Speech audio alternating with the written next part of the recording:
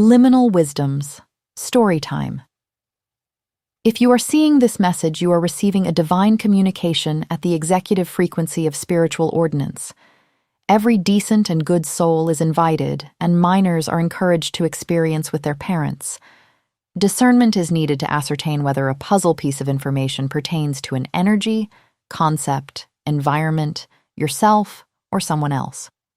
Today, I will share with you a story that demonstrates how to respect the personalities of children and celebrate their happiness. If this transmission blesses you, be sure to like, comment, and subscribe. The 5-inch file. The pale light of the waning moon bathed the small cottage in a silvery glow.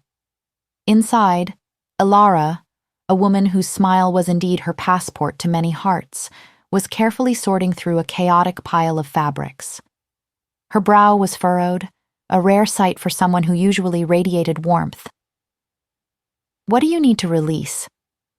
The Moonology card, propped against a stack of thread, seemed to whisper. Elara let out a sigh.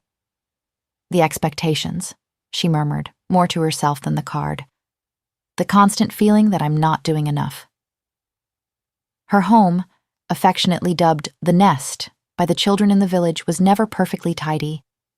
It was a vibrant, lived-in space, overflowing with crafts, half-finished projects, and the joyous chaos of young lives. Elara, a gifted seamstress who also taught the village children, found the words of Casey Davis echoing in her mind. "Remember that your worth is not tied to your productivity." It was a constant battle, this internal critic that insisted a clean house equaled a good person. She noticed her mind stray to the children's needs, to their happiness. Respect their personalities and celebrate their happiness, she reminded herself. Land, she knew, was always on the mind of a flying bird, a home to return to, a place of safety and joy. She wanted to be that for the children. A rustle of small feet outside her door interrupted her thoughts. It was Maya, a spirited girl with a penchant for mismatched socks and a thirst for knowledge. Maya peeked her head in, her eyes sparkling with mischief. "Elara, I finished my dragon drawing." Elara's face instantly softened into a radiant smile. "Oh, Maya, show me," she exclaimed, setting aside her fabrics. Maya presented a drawing, a riot of vibrant colors and fantastical creatures. "It's amazing," Elara said genuinely. "You're going to learn lots today, because you are capable." Maya's face lit up. Elara felt the familiar tug of belonging, the happiness that bloomed in the presence of these young hearts.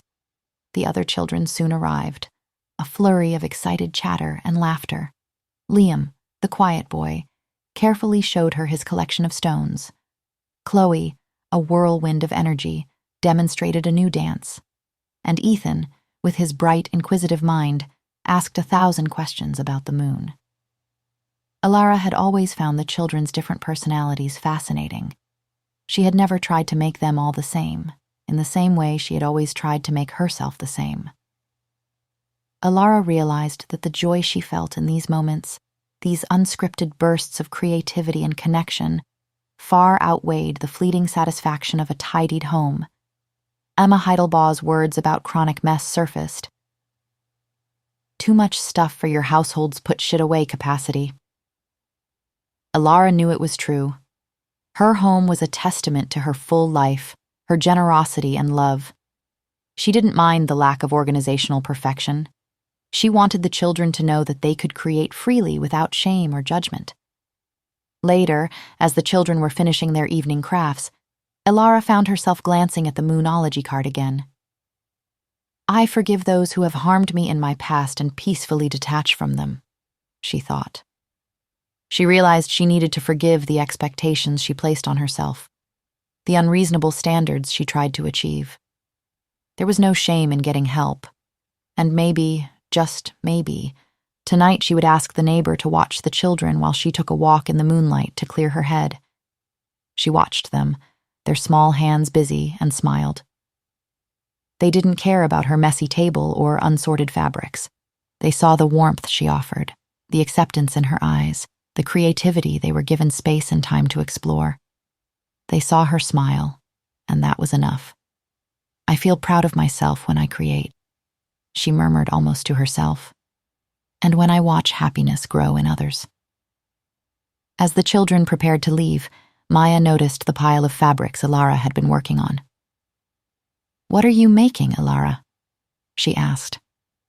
Alara beamed. "I'm not sure yet," she replied, spreading out her hands. "But we'll make something amazing, something together." She knew she wasn't perfect. Even mistakes can be wonderful, she thought. She knew there would always be more to learn and more to do.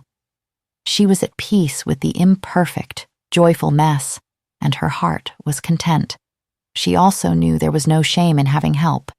In time and with the right support, she would find her own way. Alara's smile, as always, was her passport, and in the glow of the moon she felt a deep, abiding sense of belonging, not just to the children, but to herself.